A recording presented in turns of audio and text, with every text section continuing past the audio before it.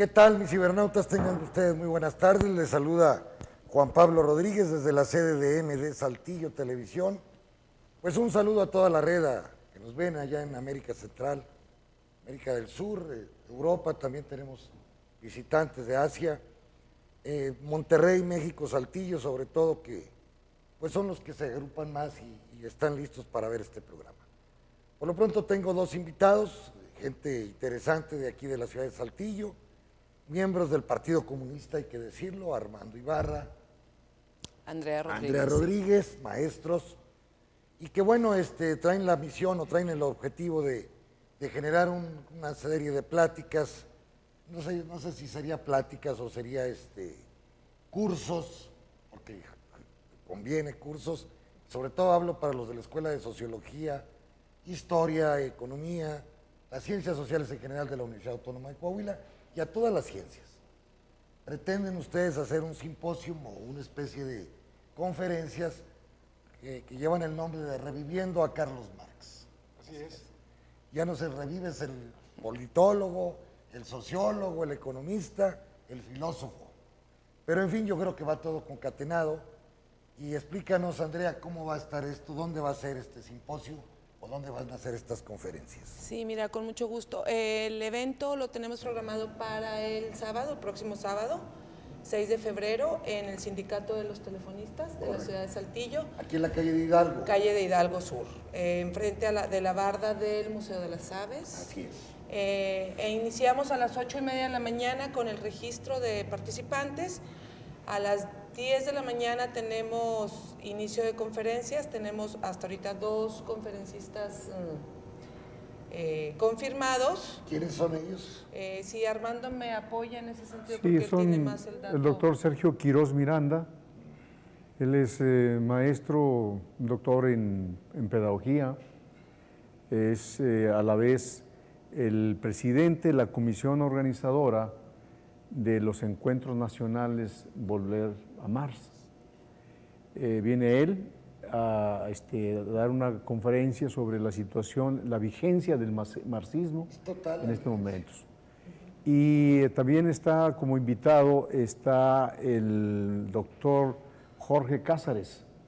Jorge Cázares es un luchador social, pero fundamentalmente ha sido dirigente sindical de la sección 18 de la CENTE en el estado de Michoacán. De los bravos, los que están ahorita en la lucha de resistencia contra la reforma educativa. Él viene a dar una conferencia sobre la vía mexicana al socialismo y el qué hacer de las izquierdas frente a la situación actual del país. Ese es un planteamiento que Jorge Cázares. Y todavía está por confirmarse la presencia del doctor Armando Duarte Moller, maestro universitario de la UNAM, ¿verdad?, que precisamente él hablará sobre la crisis de la izquierda en México, ¿verdad?, y la formación y el planteamiento de la vía de la formación de un gran frente de la izquierda junto a otras fuerzas, ¿verdad?, de los movimientos progresistas. Son 3 grandes conferencias, más aparte habrá un panel sobre la tarea de la izquierda en este momento para la actuación en el contexto actual del país y de la región, porque vamos a discutir también cuestiones de la región del estado de Coahuila, del estado de Nuevo León, del estado de Zacatecas y Durango. Esos son. Suena muy interesante, sobre todo que yo lo he dicho aquí en este programa permanentemente. Es decir, Carlos Marx, hablo yo de la economía política, pues forma parte del acervo de la ciencia económica. No se puede entender la economía actual sin leer a Carlos Marx. Los 3 libros del Capital, los Grundrisse, Contribución a la crítica de la economía política, o como nosotros aquí le llamamos la historia crítica y la plusvalía, pues hay que leerlo. Hay que leerlo porque si no se lee a Marx no se pueden entender las crisis periódicas que permanentemente, es decir, las crisis o ciclos que se están viviendo en el sistema y sobre todo la crisis actual. Porque hablo de crisis actual porque no se ha resuelto. Vemos Europa, China ya en caída, Europa sin crecer, Estados Unidos ya con problemas graves para este año, México no se diga con su deuda, con su petróleo, ahora con el Zika, Andrea. Viene lo del Zika.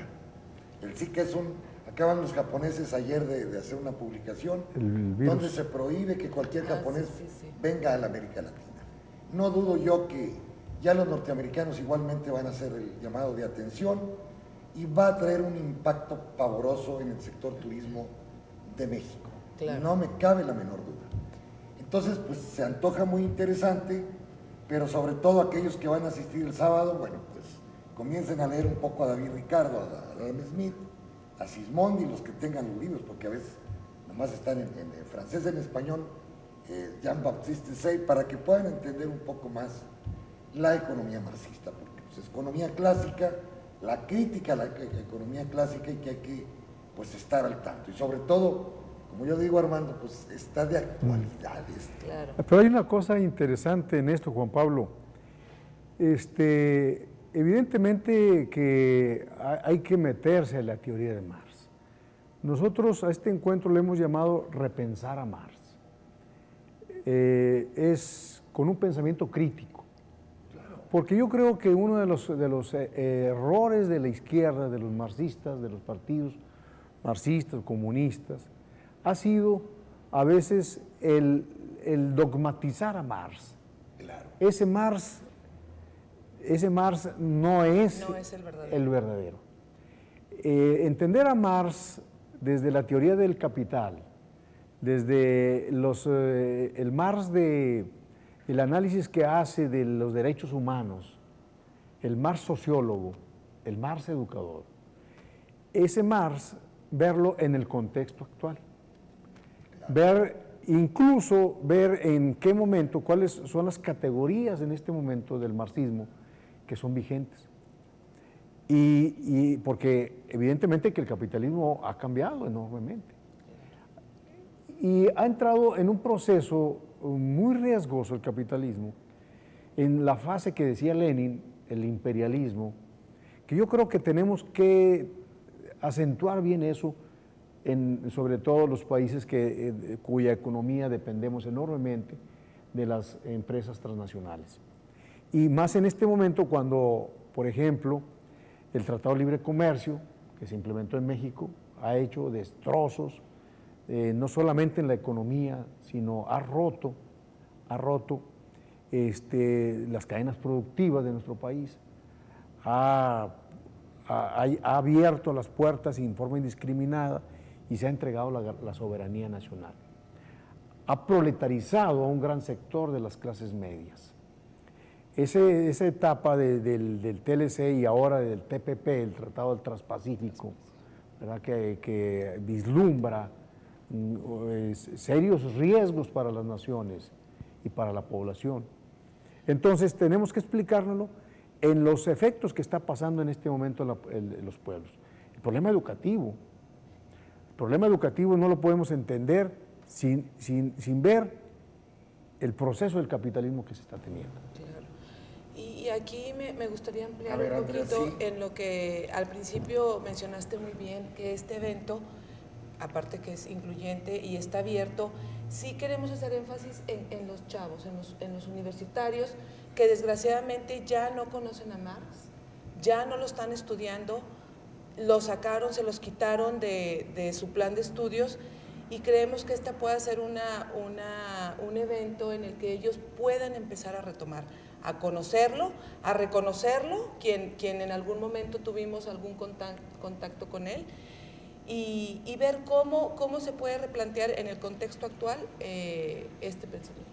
Entonces, aterrizando el evento hacemos la invitación para todos los jóvenes universitarios, hemos estado por ahí en algunas facultades de la universidad, hasta donde se nos es posible como que se trate como materia de estudio o como... Bueno, aquí en la Escuela de Economía parece que sí hay cursos sobre Marx. No sé, había un problema, Andrea.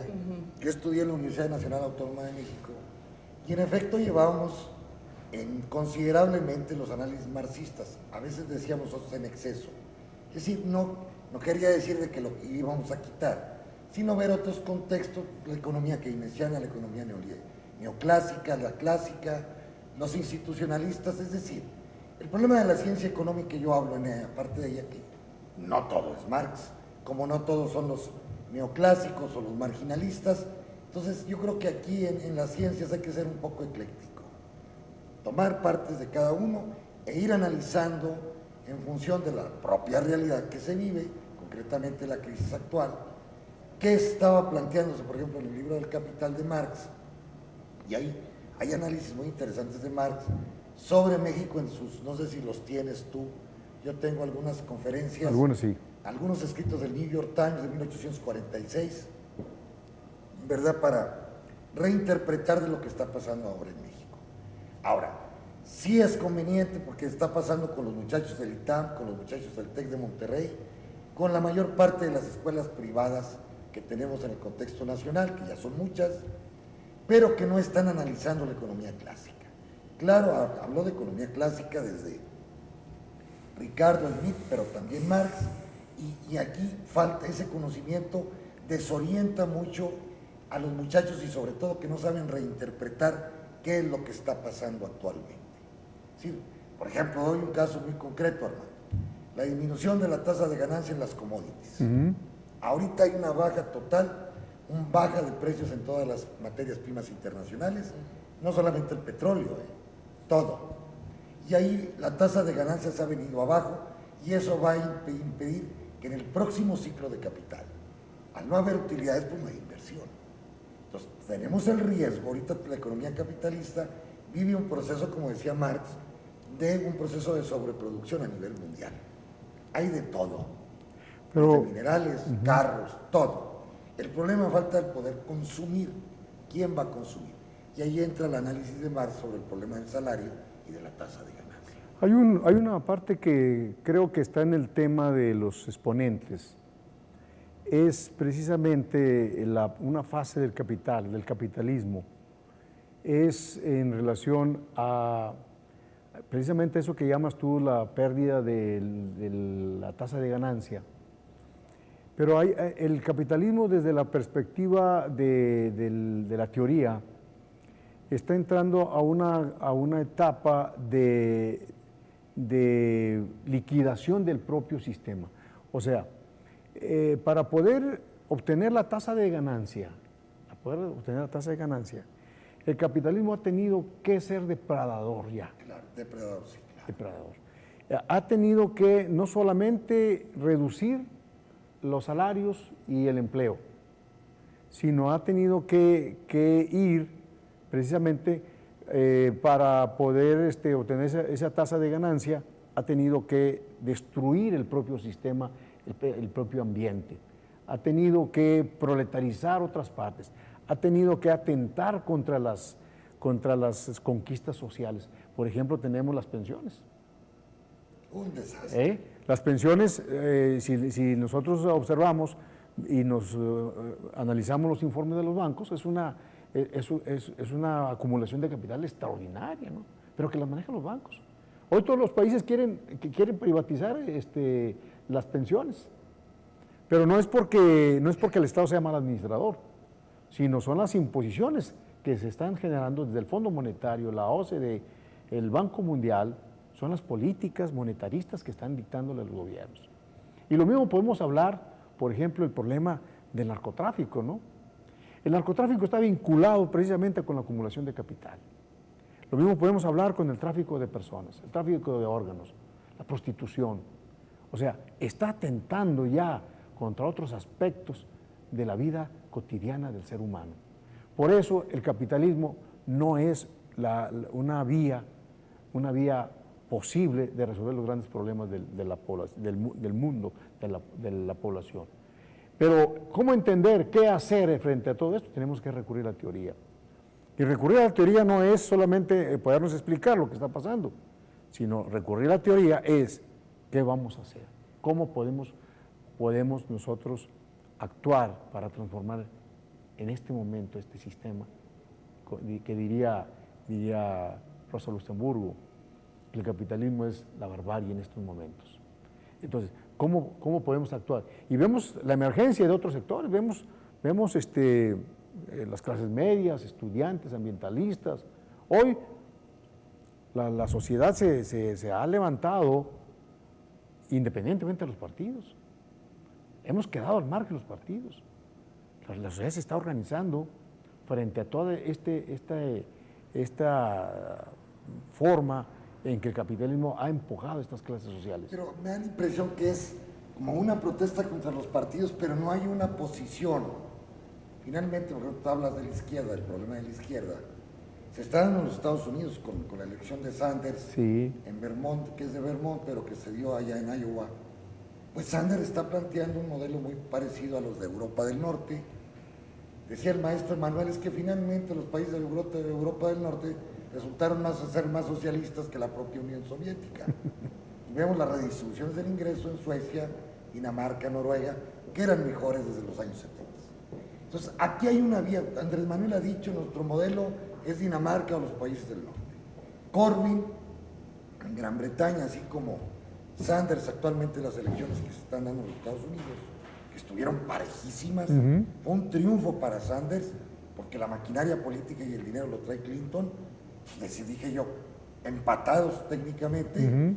Sí. Aquí la izquierda norteamericana está saliendo, pero hacia un nuevo modelo, un modelo Claro. de las pensiones socializadas, manejadas por el Estado, no como aquí los afores, están planteando aumentos salariales a $15, imagínate, Sí. la hora. Está planteando la universidad pública, sin costo, como sucede en toda Europa. Pues aquí ya tenemos más universidades privadas que públicas. Está planteando Sanders, pues eso es un gran avance. La cuestión de la Está salud. planteando lo del Tratado del Pacífico, que no lo quiere, porque está provocando desempleo en los Estados Unidos. Ahí coincide con Donald Trump. Pero finalmente van en la búsqueda de alguna solución, no solamente Sanders. Corbyn, el actual presidente del Partido Laborista Inglés, están transformando el marco ideológico de las propias campañas y del movimiento que hay tanto en Europa como en los Estados Unidos. Yo creo que, bueno, este simposio se antoja interesante porque le va a abrir a los muchachos otros conceptos. Así es. Es decir, muchos de ellos no saben qué es la economía marxista. Y eso es un error garrafal, más si se estudia la ciencia económica. No podemos tirar a Marx al basurero de la historia. No. Es decir, eso de Fukuyama de que ya el fin de la historia no existe. Porque mientras el capitalismo exista, pues Marx fue su principal crítico. Y hay que leer a Marx para entender. Así es, así es. Por eso nosotros estamos haciendo una invitación precisamente a este encuentro. Está abierto, es para obreros, campesinos, o estudiantes, corrientes políticas del campo progresista, izquierda. Está abierto. Yo creo que en este momento tenemos que abrir el pensamiento con un pensamiento crítico, analizar la teoría de Marx, ¿sí? Confrontar la teoría de Marx con la realidad en este momento. Y yo creo que en un afán de la autocrítica, los partidos marxistas tendríamos que decir el qué hacer, tendremos que trazar el qué hacer. Porque tenemos, por ejemplo, en México, tenemos procesos electorales, tenemos movimientos sociales, y tal parece que los movimientos sociales se antojan completamente acríticos en el sentido, desde el punto de vista de la política, ¿no? O apolíticos, cuando en el fondo lo que está en juego en este momento es la toma del poder. La toma del poder con una transformación del modelo actual del país. Pero no solamente eso, sino está también en juego, y esto es muy importante, la idea de un nuevo bloque social en el poder. ¿Qué quiere decir esto? Que evidentemente debe campear con un análisis de todo lo que está pasando en el país y con una nueva forma de proyectar el futuro del país a una sociedad más humana. Debe haber nuevos actores políticos en el poder, ¿verdad? Ya estamos cansados de los Beltrones, de los Peñas, de tantos políticos los Moreiras y todo eso, que son políticos que se están reciclando unos a otros, ¿verdad? Es la derecha en el poder, que solamente, pues ellos plantean solamente la alternancia en el poder, como está en el caso de España, por ejemplo, ¿no? Lo que mencionabas tú ahorita en Estados Unidos. Bueno, España trae un problema. Podemos no fueron capaces de poder conjuntar una alianza de izquierda, están recurriendo al Partido Popular. Y ahí es donde también a veces la izquierda se vuelve intransigente, dogmática, retrógrada, decir, bueno, finalmente tenemos que ir en la avanzada. No se puede avanzar totalmente, sino poco a poco, ¿verdad? También en el capitalismo existen fuerzas opuestas. Claro, no son tontos, es dialéctico, eso no es son dialéctico. Tontos. Entonces, pero la izquierda aquí en este caso, y hablo yo, un llamado a Andrés Manuel, un llamado, por ejemplo, estaba hablando del doctor de la Fuente, bueno, conjuntar las fuerzas de izquierda y plantear un nuevo modelo de crecimiento o de desarrollo. Ya Estados Unidos nos está mostrando, Gran Bretaña, mismo España, hacia un nuevo modelo de desarrollo que sea menos inequitativo, porque los últimos estudios de Piketty de París indican que el 1% de la población, 60 personas que viven en este mundo, controlan la mitad del Producto Interno Bruto del mundo. Así es, entonces pues está abierto, también hemos recurrido a invitar al sector de la iglesia, del campo avanzado, de la teología de liberación, ¿verdad? Que están luchando a veces hasta mucho más avanzados que los partidos de la izquierda, ¿no? Sí, aquí los migrantes, el padre. Los migrantes. Pedro Pantoja. Pantoja, pues más avanzada que cualquier maestro de la Escuela de Economía de Saltillo, de Sociología. Exacto. Increíble. Pero bueno, qué bueno, el Papa mismo pues se ha identificado mucho con los movimientos de la izquierda progresistas, digámoslo así. Entonces, bueno, pues les deseo mucho éxito. Gracias, Juan Pablo. El sábado podemos estar y sobre todo plantear a la gente lo que actualmente existe y cómo podría desarrollarse. Si bien hay que decir aquí con la mentalidad de que el sistema capitalista es un sistema autodestructivo, también en la introducción al Capital Marx habla que es un sistema autorreproductivo. Cuidado. Sí. Es decir, siempre en el marxismo es que se va a destruir el capitalismo. No. Si lees desde la introducción, es que el sistema capitalista es un sistema autorreproductible. Claro, se va a ir modernizando, se va a ir actualizando. Ya ha pasado esto. Y fíjate, estábamos en París precisamente con Salama, con Emmanuel en unas discusiones y veíamos que el propio Keynes, fusilándose un poco a Malthus, a Sismondi, pero el libro 2 del Capital, la teoría keynesiana tiene que ver mucho con el libro 2 del Capital, la teoría de la demanda efectiva. Y mismo llegábamos a la conclusión de que se había fusilado varios párrafos. Es decir, ahorita es muy fácil identificar algún párrafo porque la cibernética ha avanzado muchísimo. Pero en aquel entonces tenían que ser gentes metidas como ratones de biblioteca. Oye, ¿de dónde sacó esto el maestro Keynes? Pero bueno, esto es parte del show de la teoría económica y cómo interpretar lo que actualmente está pasando. Entonces, les deseo mucho éxito. Muchas gracias. El sábado ahí estaremos, a ver si puedo estar a las 8:30.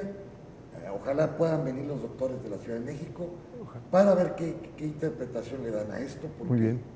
Pues cada uno va pensando en las soluciones que se dan, ¿verdad? Muchas gracias. Y claro, a lo mejor no se tiene la razón, pero por lo pronto, pues discutir un poco. Hay la confrontación de ideas, que eso es importante.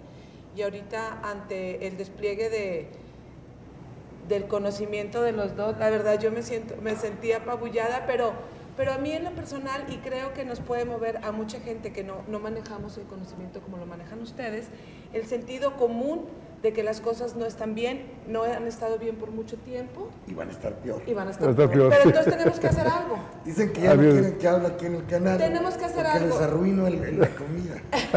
No. Algo hay que hacer. Creo que lo principal es buscar coincidencias para solucionar lo que nos está atropellando. Ya nos trae debajo de las ruedas. A todos. Vi que había 1000 maestros que estuvieron protestando con respecto a las pensiones y la realidad, para que ustedes que son profesores, prepárense. Se debe de pensión el 1.5 del Producto Interno Bruto. O sea, que Coahuila debe 60,000 millones de pensiones. Ya quedó en la historia aquella idea de... Entonces, yo estoy proponiendo un sistema de pensiones nacional, pero con un límite. Claro. Que tú no puedes recibir arriba de 20,000 pesos una pensión. Porque sencillamente, para darte una respuesta, pues el sistema pensionario de Coahuila está quebrado, Quebrado. y el de México. Sí, lo sabemos. Claro. Están quebrados. Y como a veces dicen, ustedes los economistas, no es Capricornio ni es Piscis, es Cáncer. Y que te quede bien claro, que la economía estudia la anatomía de la sociedad, decía Carlos Marx, en la contribución a la crítica de la economía política. Pues muchas gracias, Juan Pablo, y gracias Al al espacio, espacio que nos abrieron de para... aquí del canal. ¿Saben? Muchísimas El día gracias. que gusten venir a hablar de algún tema, con mucho gusto. Ojalá y los de la Escuela de Economía de Saltillo nos ven algunos muchachos. Pero sí se preocupen mucho, por lo menos por leer El Capital, como La riqueza de las naciones de Smith o La teoría del impuesto de David Ricardo. Tienen que leerlo a fuerza. Si no, no van a poder entender la ciencia económica. Claro. Muy bien, pues muchas gracias. Corte, por favor, Ana. Aquí en MD Saltillo Televisión, qué bueno que se está haciendo un simposio sobre Marx. Qué bueno para que las escuelas de economía retomen un poco, sobre todo en los primeros 2, 3 años, donde están los troncos comunes, pues que sigan estudiando a Carlos Marx. Bien, noticias internacionales van correlacionadas con el aspecto económico, definitivamente. Estoy sorprendido como paréntesis con la elección del estado de Iowa, donde Bernie Sanders, sin dinero, sin estructura, con los jóvenes por delante, pues empata a Hillary Clinton con el número de consejeros o representantes hacia el Partido Demócrata. Y la buena nueva es que el idiota de Trump, pues pierde contra otro idiota, que es el señor Cruz, un evangélico, y sencillamente en el Partido Republicano yo no le veo ninguna opción para que puedan aspirar a arrebatarle la presidencia de la República al Partido Demócrata. Pero bueno, todo esto se va conjugando porque las posiciones de Sanders están siendo más radicales que las de Hillary, debido a que, como ya lo dije yo hace rato, pues está planteando mejoras salariales hasta $15, un sistema de salud general para los Estados Unidos, tipo Europa, las universidades gratuitas, está planteando pues sistemas de retiro más accesibles para la gente, sistema de salud. Entonces, pues hay un gran avance en la cuestión de los planteamientos de la izquierda del Partido Demócrata. Y esto es muy importante para que, con respecto a México, que tenemos la ultraderecha en el poder aquí en este país, pues va a generar, si gana la Hillary y no sé si Sanders puede ser el vicepresidente de los Estados Unidos, que sería muy interesante. Es decir, si Sanders continúa con estos porcentajes en New Hampshire, Ohio, toda la parte norte y probablemente, no sé, en el sur, pero es la zona manufacturera de los Estados Unidos a la cual le pega más el TPP o le pega más el Tratado de Libre Comercio. Entonces, esos estados, muy probablemente Sanders vaya a tener un alto porcentaje de votación. Y esto lo podría llevar a obligar al Partido Demócrata a nombrarlo candidato a la vicepresidencia y presidente de la Cámara de Diputados y Senadores, como lo es actualmente el vicepresidente de los Estados Unidos. Y claro, el hecho de que Sanders avanza, pues va a generar presión a la política económica o a los planteamientos económicos de la señora Hillary Clinton. Por lo pronto, ahorita están las bolsas anunciando pues una devaluación del dólar del 1.8, la industria en Estados Unidos no está funcionando, no van a crecer menos ya que nosotros. Entonces, hay problemas al interior. Las compañías petroleras norteamericanas, el 60% de ellas muy probablemente entren en default. ¿Qué significa, jóvenes? De que no van a poder pagar los bonos que vendieron, los pagarés, es decir, los documentos, préstame dinero, yo te voy a estar pagando mensualmente. Digo, le estoy hablando aquí a la gente para que me entienda.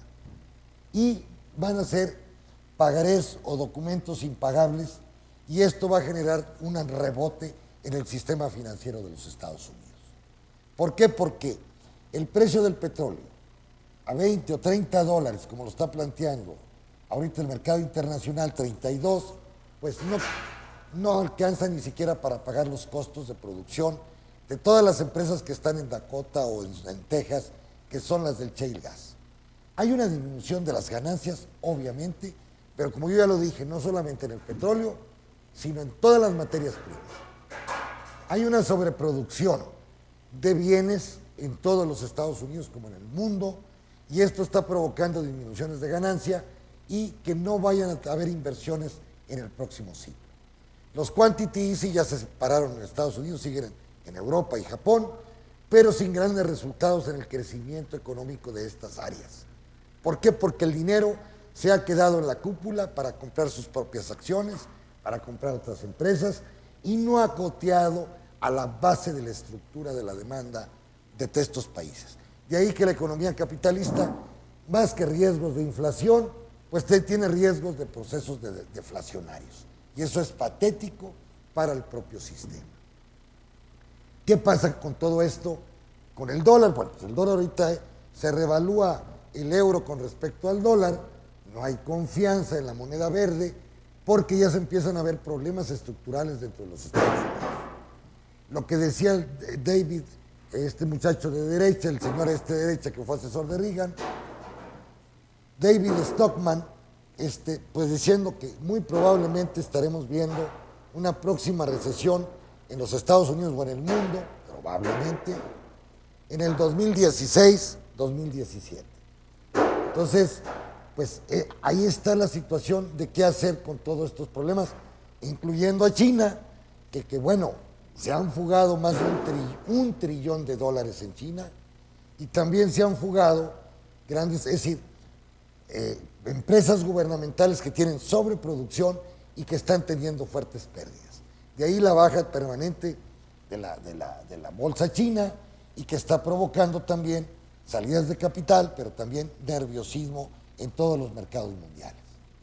Y que bueno, hoy se recupera el dólar, se recupera algo el peso mexicano, el 1%, oye, vamos bien, pero no. Finalmente México es un país que no está respondiendo a su aparato productivo petrolero, porque los precios son muy bajos, el turismo con un gran riesgo debido al Zika, a este mosco que es parecido al de la fiebre amarilla o la fiebre o otras enfermedades que se generan con el zancudo famoso acá en el norte, y muy probablemente los Estados Unidos, como Europa y Japón, vayan a prohibir la visita de norteamericanos al sur de México, a toda Centroamérica y a toda Latinoamérica. Imagínense, con un petróleo bajo, con un turismo destrozado por lo del Zika, nos quedan más que el narcotráfico, y nos queda también, que es un proceso de acumulación, como decía Armando, y nos queda también el problema de las remesas de los mexicanos hacia México.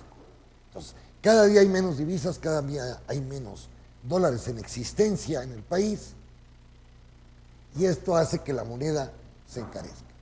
¿Cuál otro elemento genera sombras en el crecimiento de México, jóvenes? Y en Coahuila concretamente, es el problema de la deuda. Ya la deuda representa el 50% del Producto Interno Bruto.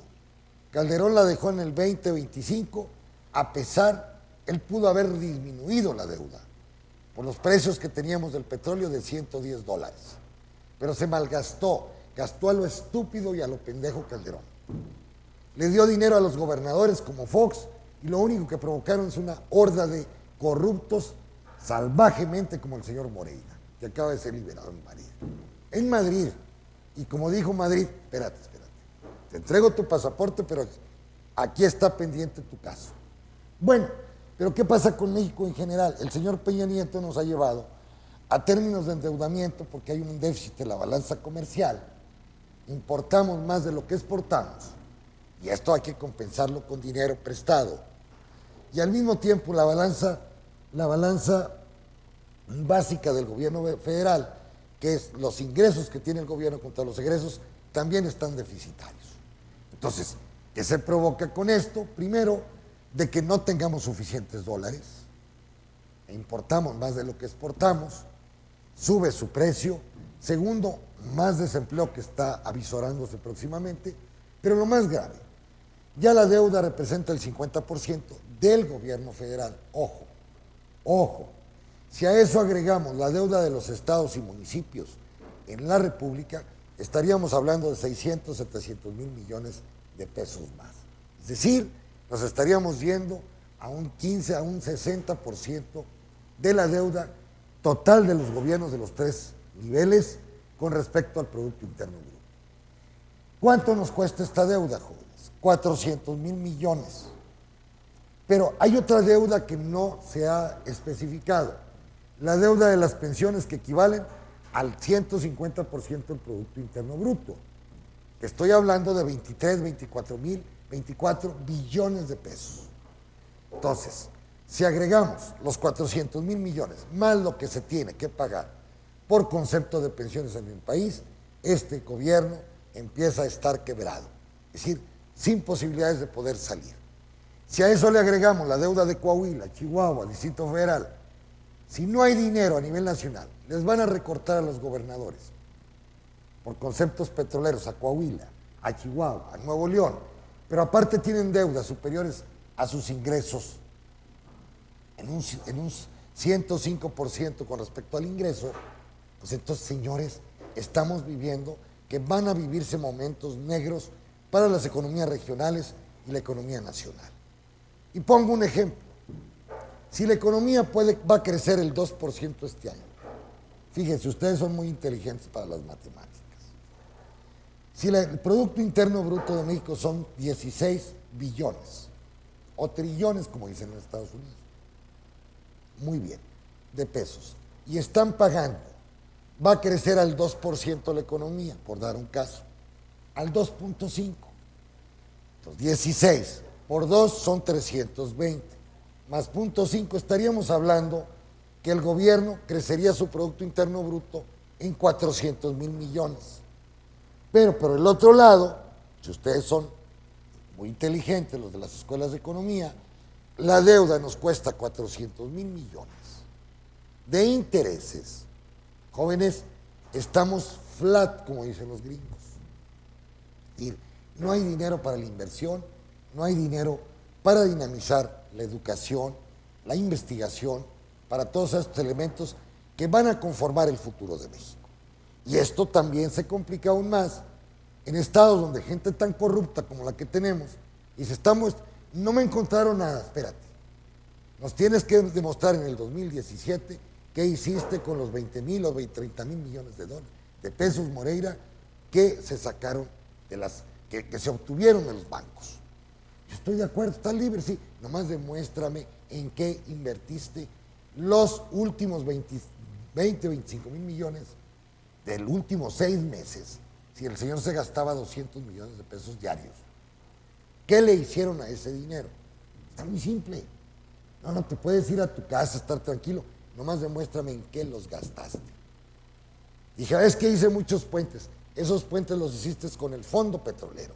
Hasta el 2010, que el petróleo andaba, señores, andaba a $110. El gobierno federal les mandaba. Con ese dinero se hicieron 85 puentes que no llegan arriba de 8 mil millones. Entonces, ¿dónde está el dinero que se pidió prestado? Bueno, lo mismo pasa para el gobierno federal. ¿Cómo el señor Peña Nieto ha venido incrementando la deuda en un 15% anual?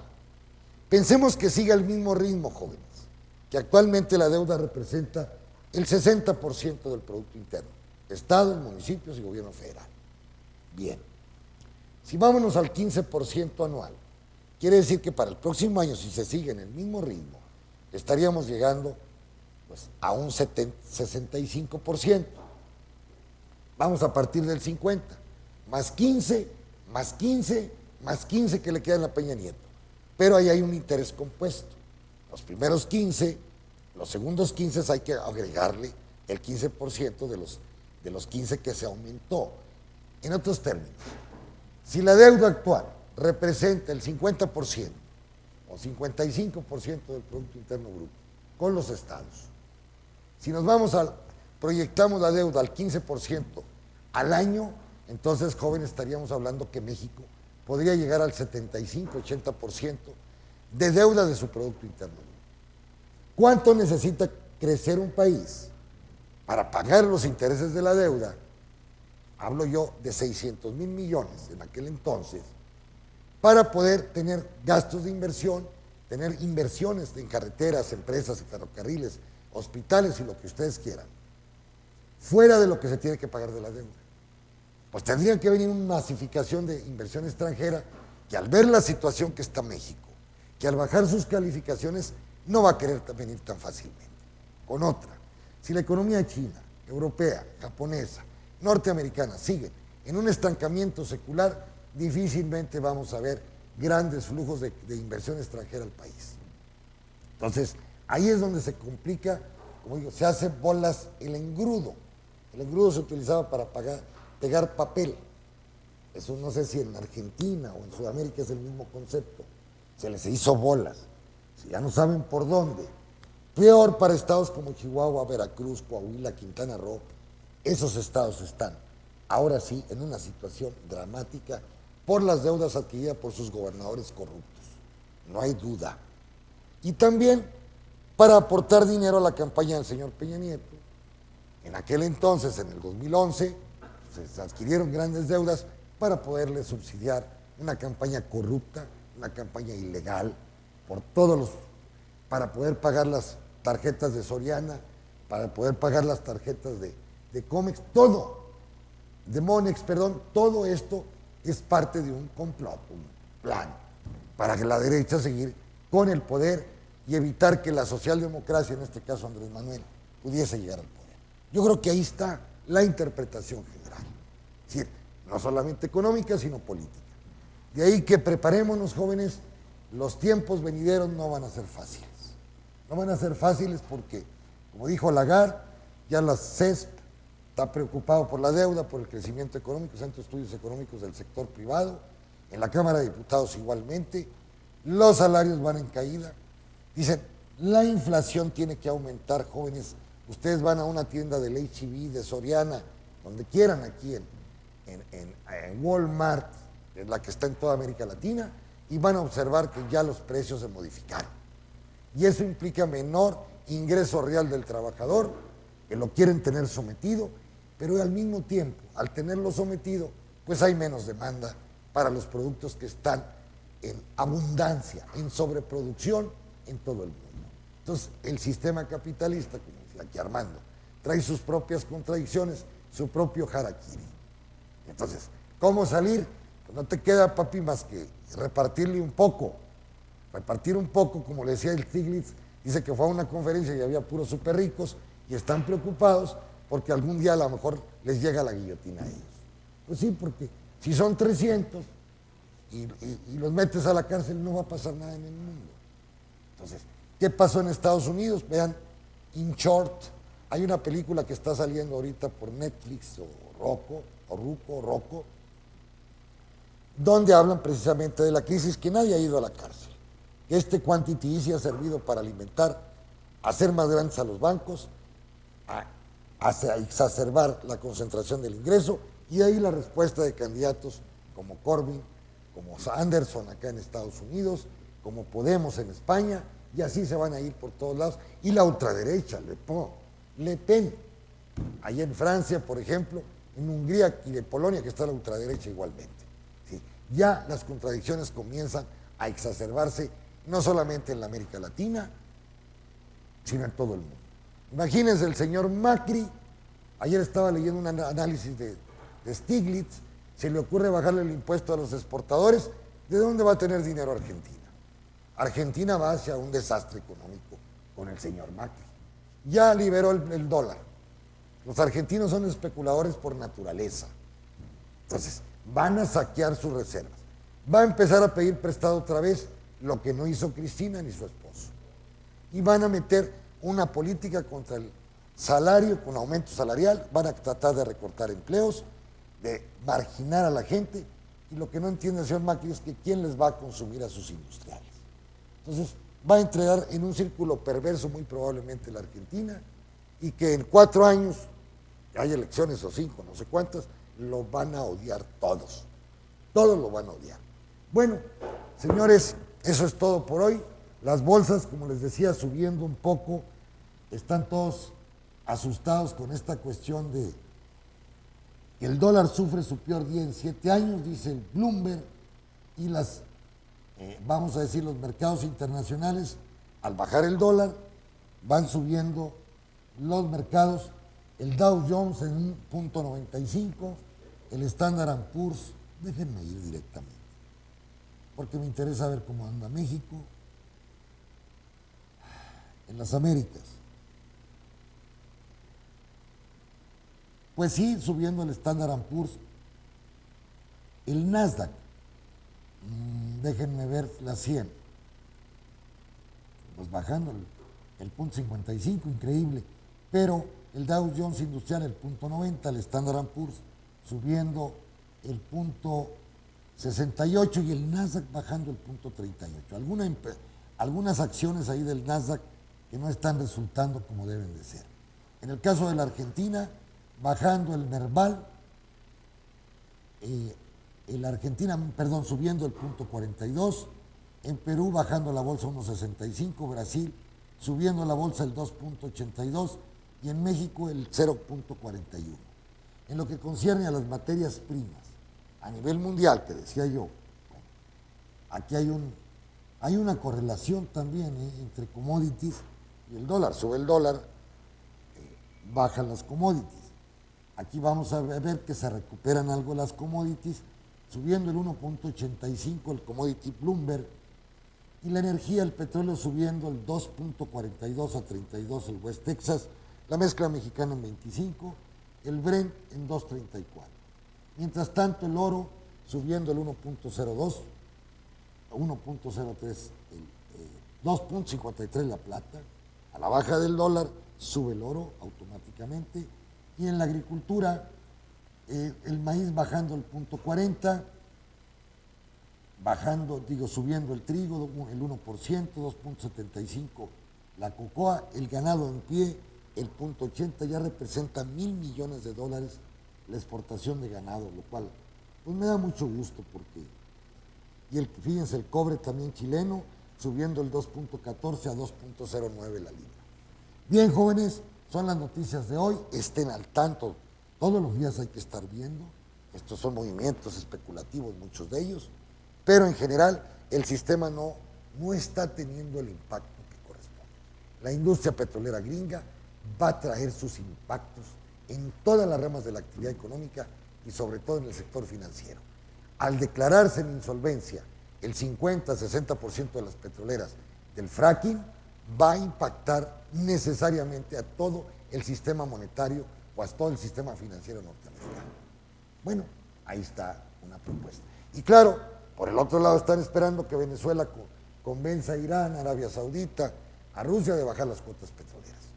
Y todo el coraje lo traen contra Arabia Saudita, que no quiere bajar su cuota petrolera para poder subir los precios. Pero también están Rusia y Estados Unidos.